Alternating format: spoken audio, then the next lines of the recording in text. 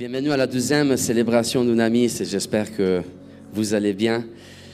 C'est un plaisir de vous retrouver. Est-ce que déjà vous avez un cœur disposé à entendre la puissance de Dieu et la parole de Dieu? Amen. Alors aujourd'hui, j'ai un message dans la continuité de notre série Passion, parce que je vais être passionné pour Dieu, je vais être passionné pour le Saint-Esprit, je vais être passionné pour l'œuvre de Dieu, je vais être passionné pour la prière, je vais être passionné dans ma vie, je vais voir cette passion, je vais voir cette charbon allumé par le feu qui me fait avancer, qui m'amène toujours plus proche de la présence de Dieu. Amen. Et donc aujourd'hui, j'aimerais te parler d'adoration en transition. Adoration en transition. Je ne sais pas si tu aimes les transitions, mais ce que j'aime du livre d'Isaïe, le livre du prophète Isaïe, c'est que c'est un livre en transition. Isaïe écrit la même histoire à partir de deux perspectives différentes. L'une était à Jérusalem, l'autre était à Babylone. Pourquoi? Parce que le peuple d'Israël, à l'époque d'Isaïe, il a vécu une transition qui a mené le peuple d'Israël de Jérusalem à Babylone. Il y aura des moments de transition dans ta vie et tu écriras la même histoire de ta vie à partir de deux perspectives différentes. Tantôt tu seras à Jérusalem, tantôt tu seras à Babylone. Tantôt tu seras dans le désert, tantôt tu seras dans la terre promise. Il y aura des moments de transition dans ta vie. Maintenant, la problématique, c'est la suivante. La transition que le peuple d'Israël a vécue, c'était ce que moi j'aime appeler une transition dangereuse. Dis avec moi, transition dangereuse. Pourquoi? Parce que d'un meilleur état, ils se sont retrouvés à un pire état. De Jérusalem, ils se sont retrouvés à Babylone. À l'époque, lorsque Dieu a donné la terre promise à Moïse et au peuple d'Israël, le peuple d'Israël est rentré du désert à la terre promise. Vous voyez la transition? Mais maintenant, ils sont en train de vivre une déportation. Donc, de Jérusalem, de la terre promise, à Babylone. De la terre promise, à nouveau dans le désert. J'aimerais m'adresser à quelqu'un qui est en train de vivre une transition dangereuse ici ce matin. Ton mariage, ton projet, ta vision, tes finances, ta vie est en train de vivre une transition dangereuse dans le sens, est en train d'aller d'un état meilleur à un pire état. Et aujourd'hui, tu as peur. Vous savez pourquoi on n'aime pas les transitions? Vous n'aimez pas les transitions parce que vous savez ce que vous quittez, mais vous ne savez pas ce que vous allez trouver dans l'autre côté. Je sais qu'est-ce que je suis en train de quitter, mais je ne sais pas qu'est-ce que je vais retrouver dans l'autre côté. C'est pour cela que Moïse a envoyé 12 espions pour aller espionner la terre promise. Aujourd'hui, je suis là pour te dire, peut-être que ta vie est en train de se diriger vers Babylone. Peut-être que ta vie est en train de se diriger vers l'échec. Ta vie est en train de se diriger vers ta santé, est en train de se diriger vers l'opération. Ton mariage est en train de se diriger vers l'échec. Ton projet est en train de se diriger vers l'échec. Ton travail est en train de se diriger vers une situation d'échec. Maintenant, moi, je mérite de dire que je suis là aujourd'hui pour te dire, pour relâcher cette parole de la part de Dieu, pour te dire que dans l'autre côté, tu ne vas pas trouver ce que tu penses de trouver. Mais dans l'autre côté, tu vas trouver ce que Dieu veut te faire trouver. Amen. Commence à voir comme Dieu voit. Commence à penser comme Dieu pense.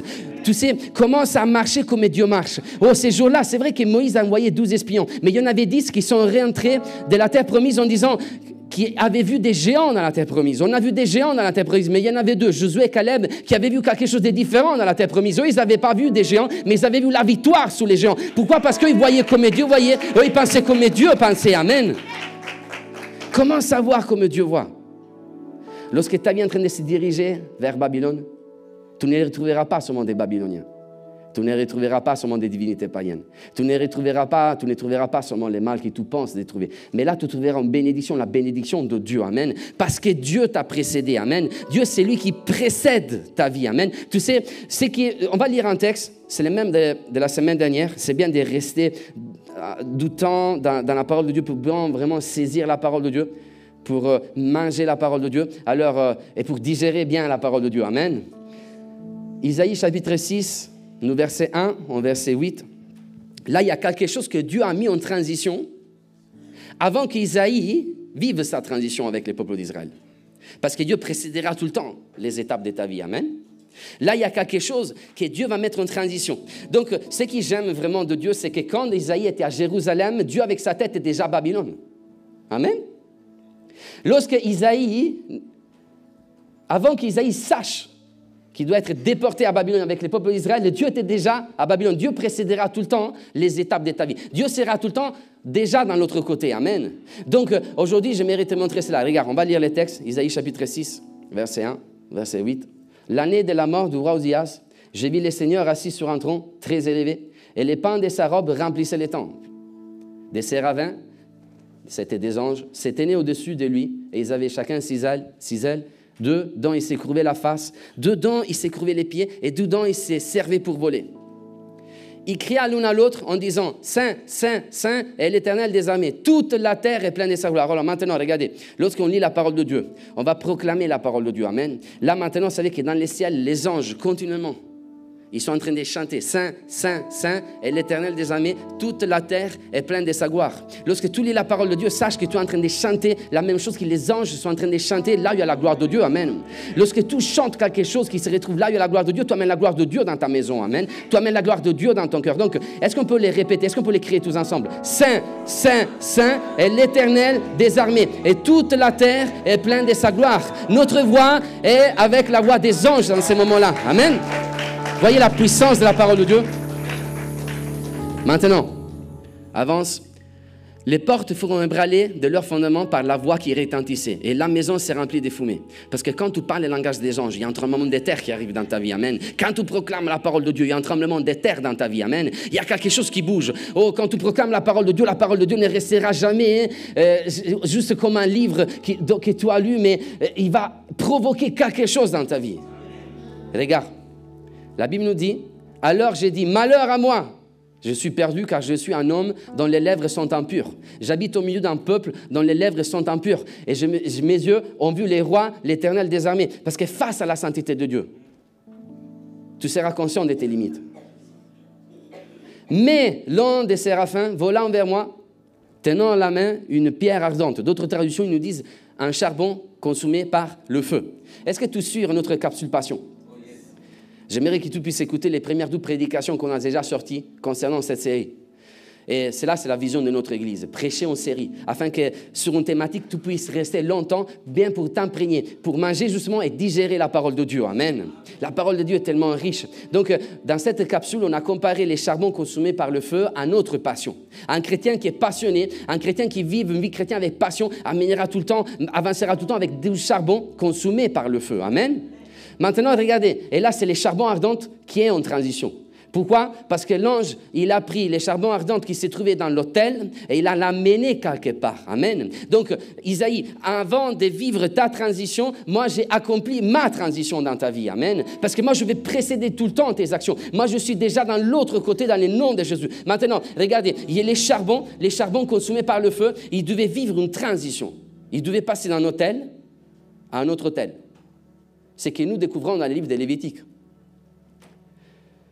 Les prêtres sacrificateurs, à cette époque-là, ils travaillaient dans les temples. Les temples, c'était la maison de Dieu. OK?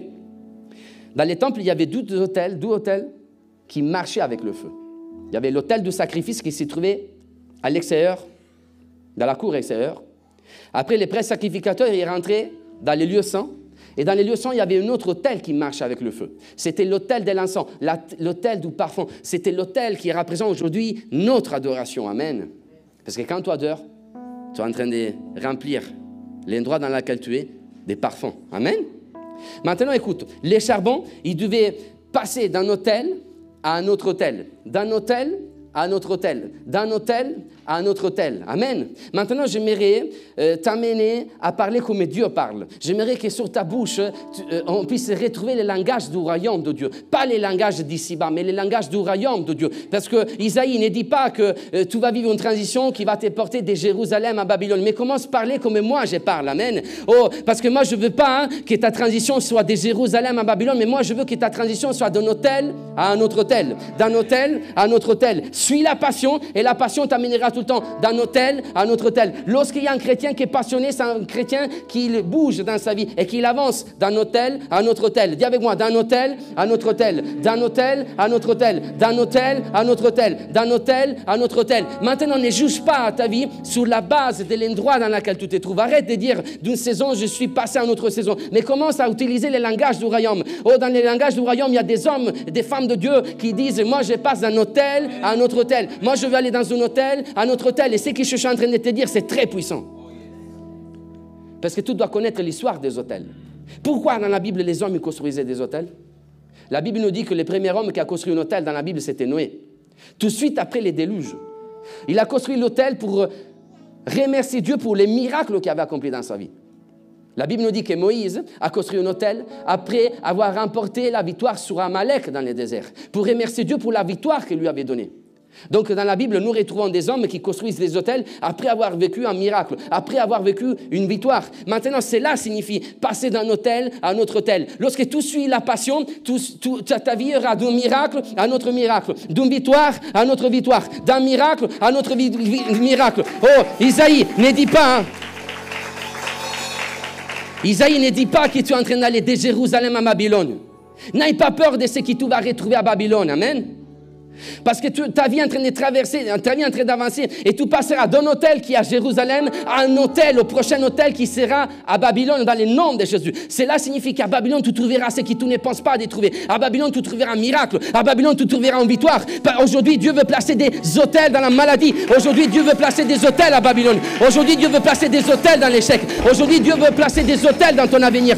Aujourd'hui Dieu veut placer des hôtels dans ta famille. Aujourd'hui Dieu veut te faire construire des hôtels dans ton mariage. Oh, Dieu veut te faire construire des hôtels, des miracles, des miracles, des miracles, amen. D'un miracle à un autre miracle, d'un miracle à un autre miracle, d'une victoire à une autre victoire. Ça c'est la vie, ça c'est la vie chrétienne, amen. Ça c'est la vie que Dieu veut que tu vives, amen. Oh, il y a des gens qui me font ça, mais est-ce qu'on peut se prendre 30 secondes d'acclamation, amen, pour acclamer notre Dieu? Sans Dieu, ta vie n'a pas de but, mais avec Dieu, ta vie a un but précis, d'un miracle à un autre miracle, d'une victoire à une autre victoire. Ne dis pas, ma vie se dirige vers l'opération, ma vie se dirige vers la maladie, mais commence à dire, ma vie se dirige vers mon prochain hôtel, amen. Oh yes, parce que dans ce problème de santé, je vais trouver un miracle, amen. Je vais trouver une manière de construire un hôtel pour Dieu, amen. Je vois un hôtel qui est en train d'arriver dans le nom de Jésus, amen. Waouh. D'un hôtel à un autre hôtel. Abraham a construit 4 hôtels dans sa vie. Vous savez, souvent il y a des gens qui s'arrêtent au premier hôtel. Moi je méritais de dire, vas-y, avance. Avance, amen. Avance. Suis les charbons, suis la passion. Et la passion t'amènera au prochain hôtel. Et lorsque tout sera en 12e hôtel, j'aime trop cette église. Ce qui se passe, c'est extraordinaire. Celle-là, c'est la 12e célébration, elle est remplie, regardez. Waouh. Hier, on a vu la première célébration. Donc celle-là, c'est la 2e célébration maintenant. Et tout à l'heure, on va faire la 3e célébration à 11h30. Je me rappelle quand dans cette église, on avait trouvé un hôtel, une célébration. À un moment donné, Dieu nous a dit, allez construire un autre hôtel. Suis la passion, amen. Tu construiras un nouveau hôtel, un nouveau miracle, une 12e célébration. Aujourd'hui, Dieu nous a dit, passez au 3e hôtel, amen. Il y a un autre hôtel qui vous attend et vous allez passer une 3e célébration. Mais moi, je vais dire, Seigneur, je vais vivre la vie d'Abraham. Je vais construire un 4e hôtel, amen. Et lorsque j'ai construit un 4e hôtel, je vais recommencer dans un nouveau local à construire un nouveau hôtel, un seul. Et après un 12e hôtel. Et après un 3e hôtel. Mais les locaux, ça va être plus grand de l'ancien, amen. Ça, c'est ta vie chrétienne. Arrête de dire, je suis en train d'aller au tribunal. Arrête de dire, je suis en train d'aller à l'hôpital. Arrête de dire, je suis en train d'aller au boulot. Arrête de dire, je suis en train de rentrer à la maison. Commence à dire, je suis en train d'aller là où il y a mon prochain hôtel. Dans l'hôpital, il y a un hôtel. Dans les tribunaux, il y a un hôtel. Dans ma maison, il y a un hôtel. Amen. Dans l'école de mes enfants, il y a un hôtel. Amen. Dans mon boulot, il y a un hôtel. Amen. Il y a un miracle, il y a une victoire que moi je vais vivre aujourd'hui. Ça, c'est ta vie. Ça, c'est la vie chrétienne. Amen. D'un hôtel à un autre hôtel. D'un hôtel à un autre hôtel. Maintenant, suis-moi. Je vais aller un peu plus en profondeur. Tu es prêt? On va creuser. Vous êtes avec moi? Écoutez-moi bien. Là, on voit qu'il y a quelque chose qui est en transition. Du charbon consumé par le feu. L'ange arrive, il prend du charbon qui était dans l'autel et il l'amène quelque part. Maintenant, je ne sais pas si vous aimez les débats. Vous aimez les débats? Tu perds ta paix quand tu descends dans les débats. N'est-ce pas? Vous connaissez les gens à débat? On va débattre aujourd'hui. C'est comme ça. Non, c'est comme ça. Et tu perds des heures de ta vie à débattre. Vous savez, les gens qui débattent tout le temps. Débattent. Dans les débats, personne n'a jamais raison. Tu as remarqué? Ça fait en fait presque 2000 ans qu'on est en train de débattre sur des thématiques qui reviennent tout le temps, en boucle. Donc jamais trouve une solution. Les débats. Les cafétéries sont pleines de gens qui aiment faire des débats, n'est-ce pas? Non, c'était comme ça. Non, c'était comme ça. Non, c'était comme ça. Vous avez jamais vu 12 théologiens qui descendent dans un débat? Vous savez, les théologiens, c'est qu'ils étudient la Bible.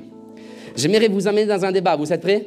Vous êtes accrochés? Vous êtes bien assis dans vos chaises? Il y a du café qui arrive? Staff? Vous savez, dans ce texte-là, il y a un débat théologique. Quel autel Isaïe a vu dans ce moment-là?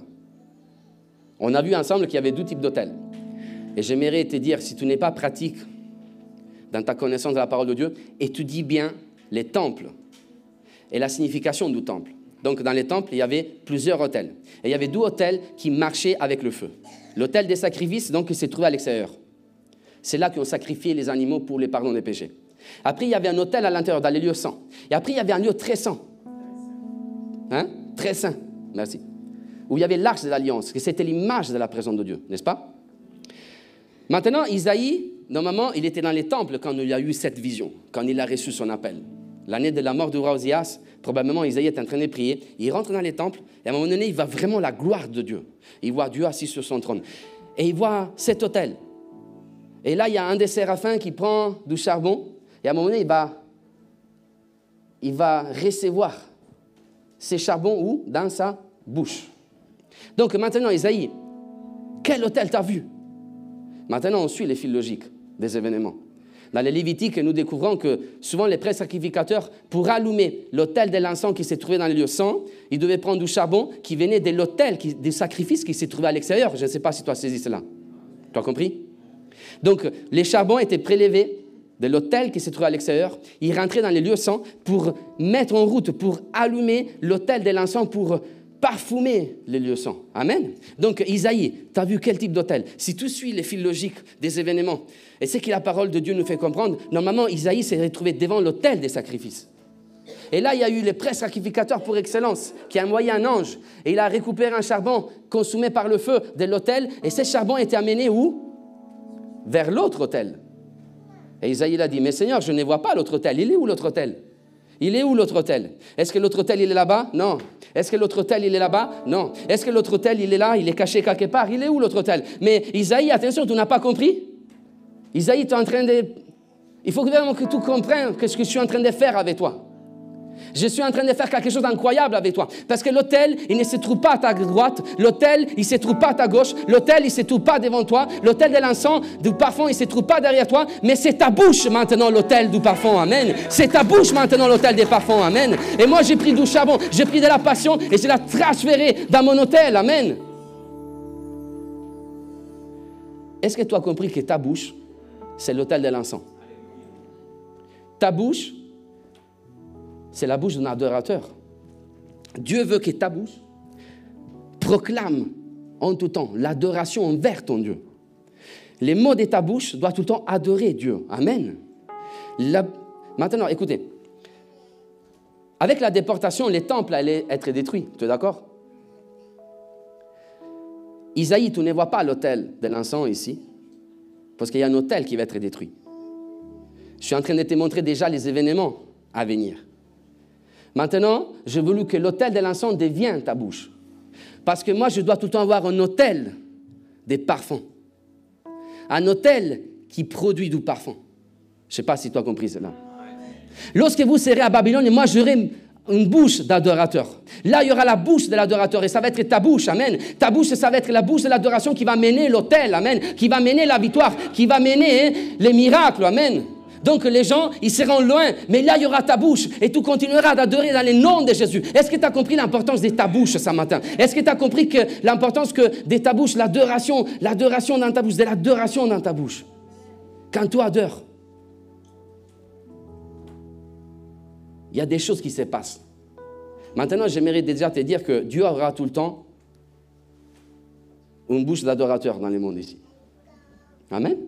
Plus le monde tombe dans les ténèbres, Dieu a choisi ta bouche afin qu'avec ta bouche, tu puisses l'adorer.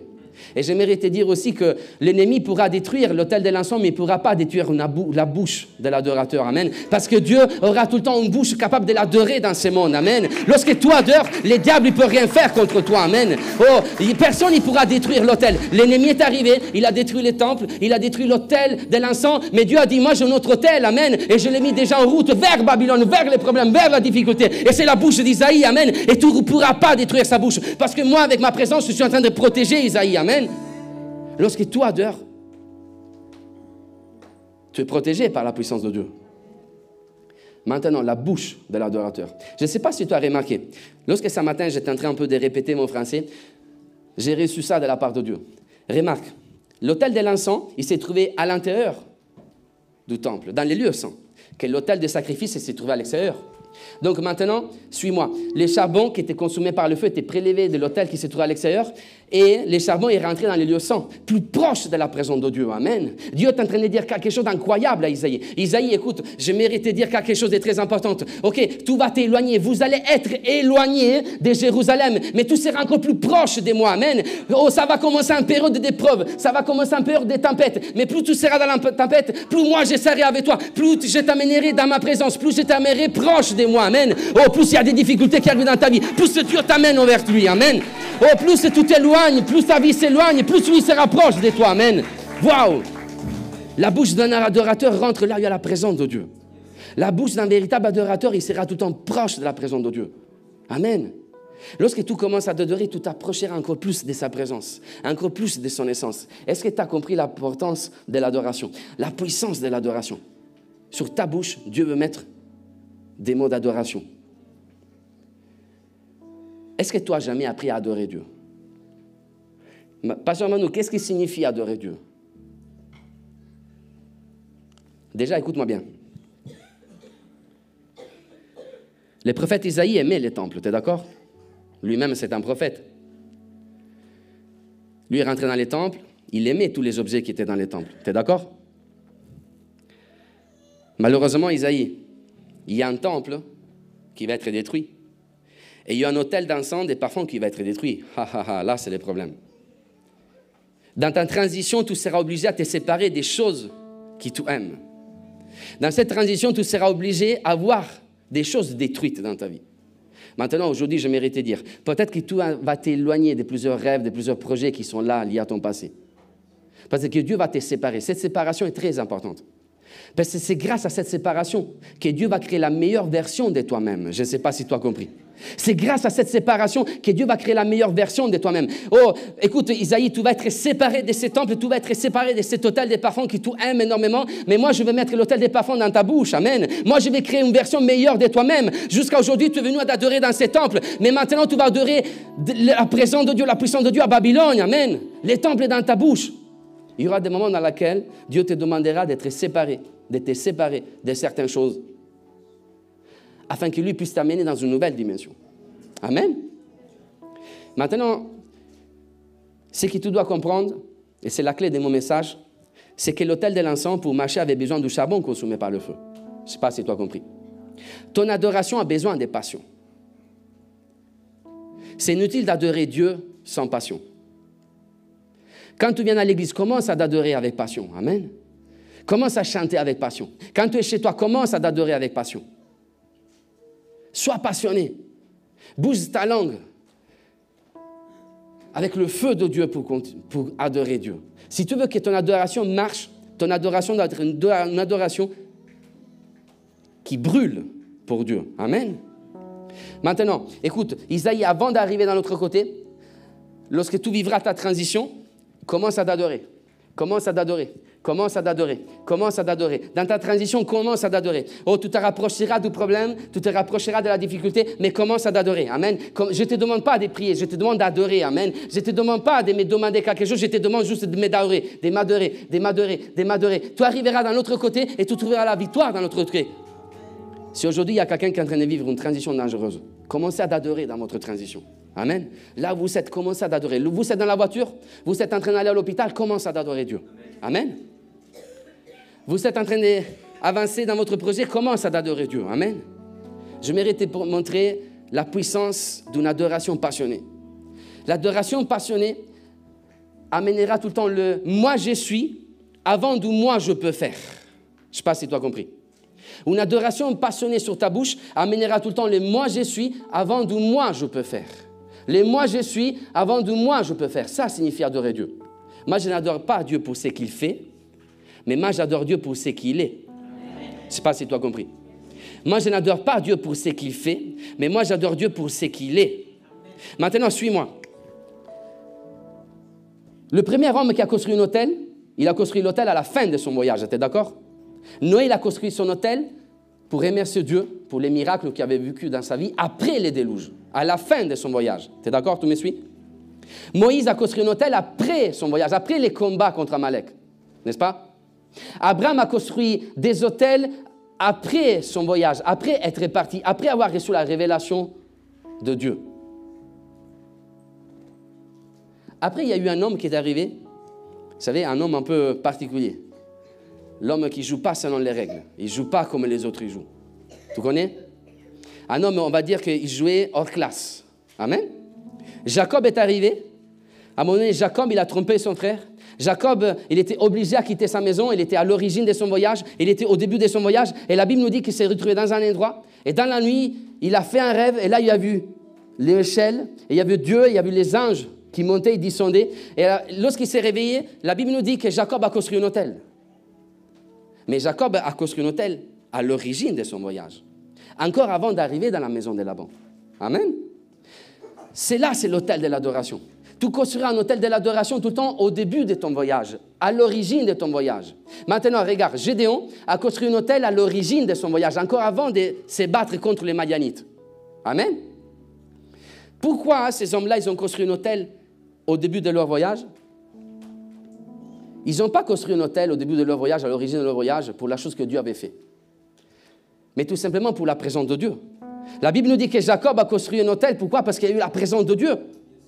Gédéon a construit un hôtel parce que là, il y avait la présence de Dieu. J'aimerais ouvrir une parenthèse sur Gédéon. Écoute, est-ce que tu es prêt à recevoir une parole puissante de la part de Dieu? Gédéon avait trouvé son hôtel. Mais son hôtel, ce n'était pas le bon hôtel. Son hôtel, c'était l'hôtel que sa famille avait construit. C'était un hôtel de malédiction. C'était l'hôtel que son père avait construit. C'est un hôtel dédié à une divinité païenne. Aujourd'hui, Dieu arrive, il est apparu à Gédéon et il a dit, Gédéon, je mérite t'amener à ton prochain hôtel. Amen. Je ne sais pas s'il y a quelqu'un membre de ta famille qui a construit un hôtel de malédiction dans ta vie. Aujourd'hui, tu es là, il y a un hôtel de malédiction dans ta vie.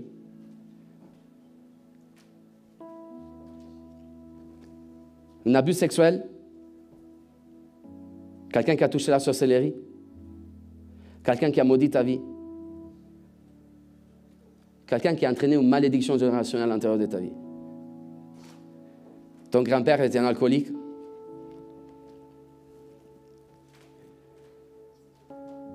Ton père, c'était un pervers narcissique. Ta maman est abandonnée. Tes arrière, tes grands-parents, ils t'ont fait du mal. Ils ont construit un hôtel dans ta famille. La génération était impactée par cet hôtel. La vie de Gédéon était impactée à cause de l'hôtel que ses parents avaient construit, un hôtel de malédiction. Mais à un moment donné, Dieu est apparu à Gédéon et lui a dit, Gédéon, d'un hôtel à un autre hôtel, d'un hôtel à un autre hôtel. Je mérite t'amener dans un prochain hôtel. Je mérite te faire construire un nouveau hôtel. Cet nouveau hôtel que tu vas construire, c'est un hôtel qui va amener une bénédiction au sein de ta famille. C'est un hôtel qui va renverser la malédiction que ta famille a engendrée. C'est un hôtel qui va vous amener d'une défaite à une victoire. C'est un hôtel qui va ramasser la victoire dans le nom de Jésus. Amen. Il va ramasser la victoire dans le nom de Jésus. Est-ce que tu peux acclamer le Seigneur? Est-ce qu'il y a quelqu'un qui s'est retrouvé avec un hôtel qui était construit par ses parents? Oh, est-ce qu'il y a quelqu'un qui a un hôtel de malédiction à l'intérieur de sa maison? Le temps est arrivé où Dieu est en train de te dire aujourd'hui, il y a un autre hôtel qui t'attend. Oh, d'un hôtel à un autre hôtel. Suis les charbons, amen. La passion t'amènera à construire un hôtel de bénédiction, amen. Afin que les générations à venir soient bénies grâce à ton action. Waouh, des constructeurs des hôtels. Est-ce que j'ai des constructeurs d'hôtels devant moi ce matin? Est-ce qu'il y a des bouches qui sont prêtes à t'adorer dans le nom de Jésus? Donc écoute-moi bien. Gédéon avait construit un hôtel à l'origine de son voyage. Amen. C'est l'adoration. Construire un hôtel à l'origine de notre voyage. Pas pour ce que Dieu fait, mais seulement pour ce qu'il est. Dieu ne veut pas être adoré pour ce qu'il a fait dans ta vie. Dieu veut être adoré pour ce qu'il est dans ta vie. Maintenant, écoute-moi bien. Quand Dieu a appelé Moïse, tu dois rentrer en Égypte, tu dois délivrer mon peuple. Moïse, il a dit, oui, mais ils ne vont pas me croire. Je vais leur dire quoi? C'est qui m'a envoyé? Et Dieu lui a dit, dis-leur que je suis celui qui est, qui était et qui sera. Celui qui est, qui était et qui sera. Moïse, il est parti en Égypte. Et il n'a pas raconté au peuple d'Israël qu'est-ce que Dieu pouvait faire. Il n'a pas dit au peuple d'Israël, notre Dieu peut ouvrir la mer Rouge. Notre Dieu, il va transformer l'eau en sang. Non, non, non. Quand Moïse est arrivé, tout simplement, il a dit, moi je viens de la part de celui qui est, qui était, qui sera. Le Dieu d'Abraham, le Dieu d'Isaac, le Dieu de Jacob. Maintenant, quand tu commences à adorer Dieu, tu amènes les je suis dans ta vie. Amen. Quand une bouche commence à adorer Dieu, amène les je suis, car tu adores pour ce qu'il est. Amen. Maintenant, quand David est arrivé face à Goliath, il n'a pas dit à Goliath ce que Dieu pouvait lui faire. Mais il a dit à Goliath, je viens de la part de celui qui est, le chef des armées célestes. Amen. Maintenant, écoute-moi bien.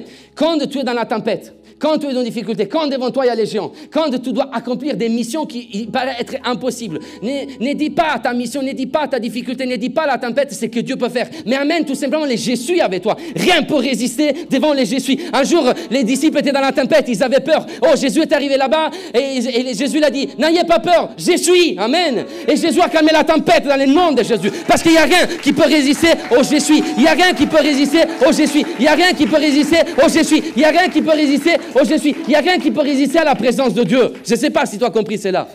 Lorsque tu rentres dans ton boulot, tu amènes la présence de Dieu, rien ne peut résister à cette présence. Quand tu adores, la présence de Dieu vient. Amen. Est-ce que tu as compris la puissance de l'adoration? Maintenant, écoute-moi bien. Ne base pas ta relation avec les autres sur la base de ce que les autres peuvent t'apporter. Une relation qui est basée sur ce que l'autre personne peut m'apporter, c'est une relation qui, tôt ou tard, il sera destinée à échouer. Commence à baser tes relations avec les autres sur la base de ce que les autres sont, pour la valeur des autres. Amen. Les hommes, ils regardent les autres sur la base des erreurs qu'ils ont commises. Commence à les voir comme Dieu les voit. Amen. Commence à te voir comme Dieu te voit. Amen. Dieu ne veut pas avoir une relation avec toi sur la base de ce que tu peux lui apporter, ou sur la base de ce que tu peux faire. Ça, c'est la religion. Tu as compris la différence entre religion et relation?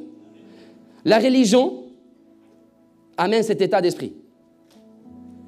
Un Dieu qui veut se relationner avec toi sur la base de ce que tu peux faire, sur la base de ce que tu peux lui apporter. Mais Dieu ne veut pas avoir cette relation avec toi. Dieu veut avoir une relation différente avec toi. Dieu a basé sa relation de manière différente avec les hommes. Vous savez pourquoi? Parce que Dieu ne nous a pas seulement appelés amis. Dieu ne nous a pas seulement appelés serviteurs. Dieu allait bien plus loin. Dieu aujourd'hui nous appelle fils. Vous êtes mes enfants. Quand Jésus est arrivé, Jésus a dit, les enfants, vous voyez la relation que Jésus veut avoir avec toi? Amen. Ce n'est pas une relation qui est basée sur ce que tu peux lui apporter, mais c'est une relation qui est basée sur ta valeur, sur ce que tu es pour lui. Amen. Oh, il t'appelait fils. Maintenant, écoute-moi bien.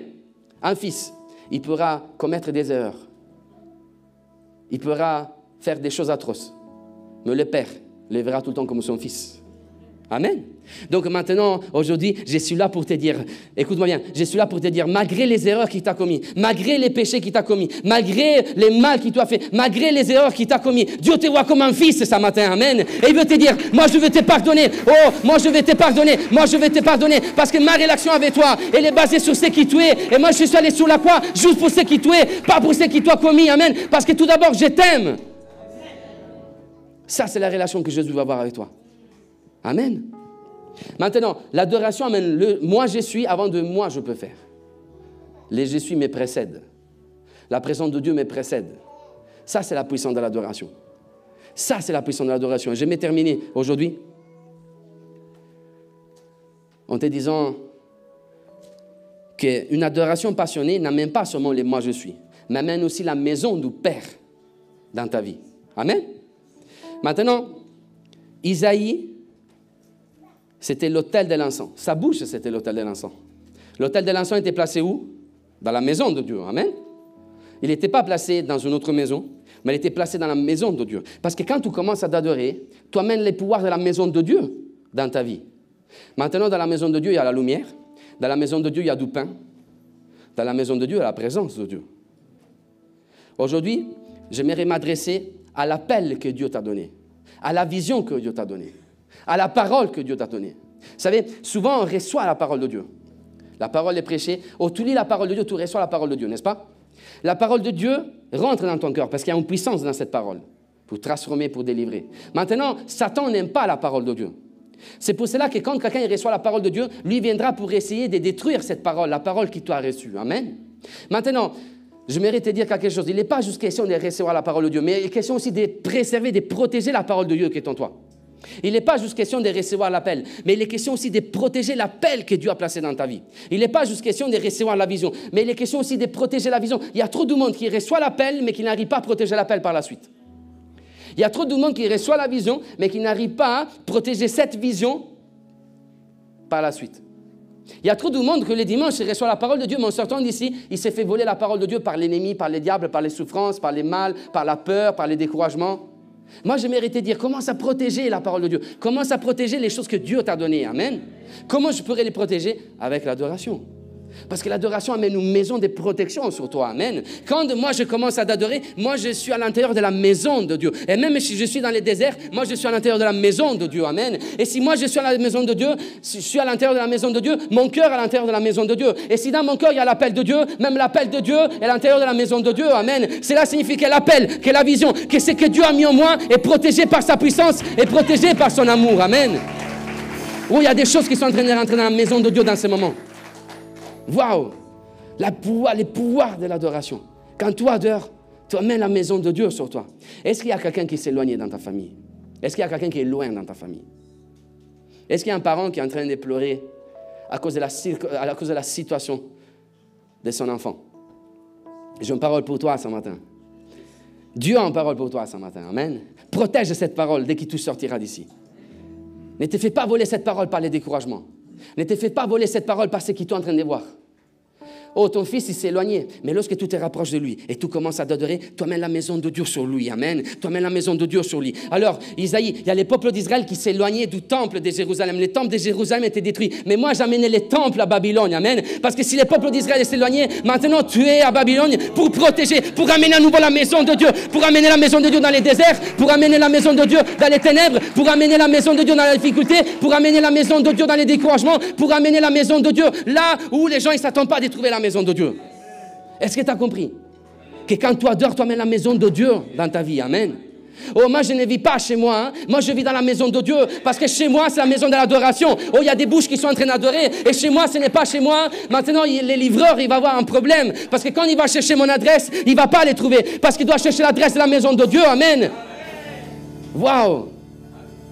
Tu amènes la maison de Dieu à l'intérieur de ta maison. Est-ce qu'il y a des problèmes de finances dans ta maison? Est-ce qu'il y a des problèmes de finances dans ta maison? Amène la maison de Dieu, il va résoudre les problèmes de finances. Amen. Waouh. Est-ce qu'il y a des difficultés familiales dans ta maison? Amène la présence de Dieu, Dieu va réparer, restaurer les difficultés familiales. La maison de Dieu. Moi, je ne vis pas à l'intérieur de ma maison, moi je vis à l'intérieur de la maison de Dieu. Amen. Oh, moi je ne vis pas dans ma voiture, moi je vis à l'intérieur de la maison de Dieu. Amen. Moi je ne vis pas sur cette estrade, moi je vis sur la maison de Dieu, à l'intérieur de la maison de Dieu. Amen. Moi je ne suis pas assis sur cette chaise, moi je suis assis sur la maison de Dieu aujourd'hui. Amen. Parce que s'il y a des bouches d'adorateurs qui vont l'adorer, qui vont amener la présence de Dieu en tout temps, en tout temps, en tout temps, en tout temps, en tout temps. Tu n'es pas assis à l'hôpital, tu es assis à la maison de Dieu, là où il y a l'hôpital. Amen. Oh, tu n'es pas assis au tribunal, tu es assis à la maison de Dieu, au tribunal. Amen. Là où tu vas, tu es porteur de la maison de Dieu. Tu amènes la présence de Dieu. Maintenant, écoute, je vais terminer avec cela. Quand Isaïe est arrivé à Babylone, il a commencé à écrire. Il a continué à écrire son histoire. Et là, on voit la bouche d'un adorateur. Isaïe a employé des mots incroyables. À un moment donné, il a parlé des consolations. À un moment donné, il a parlé des restaurations. Peuple d'Israël, vous êtes loin, mais Dieu va vous ramener à nouveau. Amen. Isaïe il a parlé de ce que les théologiens appellent restauration du peuple d'Israël. Écoute-moi bien, dis avec moi, restauration. Lorsque tu rentres dans la maison de Dieu, il n'est pas question de guérison, mais il est question de restauration. Amen. Il y a une différence entre la guérison et la restauration. Je ne sais pas si tu as compris cela. Lorsque tu rentres dans l'hôpital, les médecins ils vont te parler de guérison. Tu es guéri. Guérison, qu'est-ce qui signifie? Je suis guéri, mais un jour je pourrais retomber dans cette maladie. Tu es d'accord? C'est là, c'est la guérison. Maintenant, lorsque la Bible nous parle de restauration, il nous parle de quelque chose d'encore plus puissant. La restauration, ce n'est pas juste la guérison. La restauration signifie, je suis guéri, mais je ne vais plus retomber dans la maladie. Amen. Parce que je suis guéri, je suis restauré. Je ne peux plus regarder, les passés ne vont plus me rattraper, la maladie ne va plus me rattraper parce que moi, je suis restauré.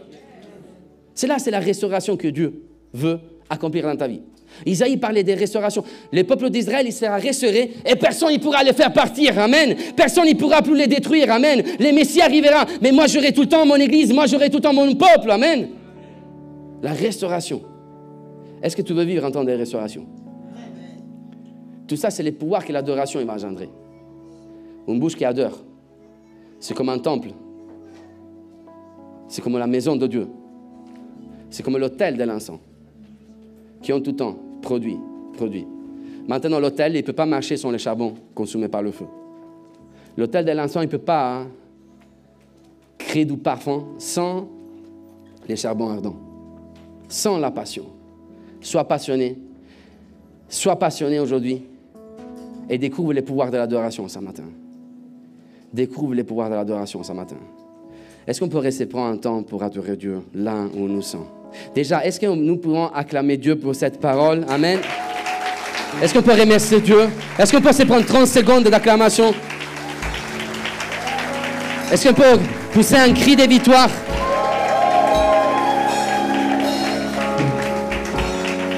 Maintenant, avant de terminer, j'aimerais vraiment que tu puisses aller chercher ton prochain hôtel. J'aimerais qu'en transition, tu puisses commencer à t'adorer. Tu puisses commencer à adorer en transition. Tu puisses commencer à adorer en transition. Tu puisses commencer à adorer en transition. Pour arriver à Babylone, dans l'autre côté, et découvrir les miracles de Dieu, et découvrir la victoire que Dieu t'a destinée. Amen. Parce que lui t'a précédé pour une grande chose dans le nom de Jésus. Bonjour Église Dynamique. J'espère que la vidéo vous a fait du bien. N'hésitez pas à vous abonner sur notre chaîne YouTube et activer les notifications avec les petites cloches. Si vous avez à cœur de soutenir l'Église et le ministère, n'hésitez pas à cliquer sur le lien dans la description. Soyez bénis.